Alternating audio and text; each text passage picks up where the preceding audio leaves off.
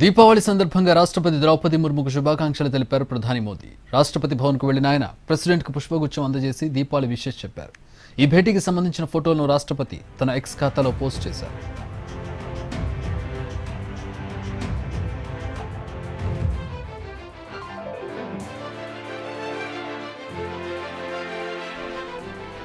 అంతకుముందు ఉపరాష్ట్రపతి సిపి రాధాకృష్ణన్, మాజీ రాష్ట్రపతి రామ్నాథ్ కోవింద్ కుటుంబ సభ్యులు, ఢిల్లీ సీఎం రేఖా గుప్తా ప్రెసిడెంట్ ముర్మును కలిసి దీపావళి శుభాకాంక్షలు తెలిపారు.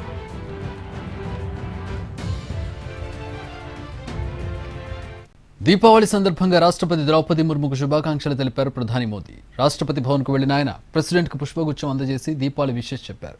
ఈ భేటీకి సంబంధించిన ఫోటోలను రాష్ట్రపతి తన ఎక్స్ ఖాతాలో పోస్ట్ చేశారు.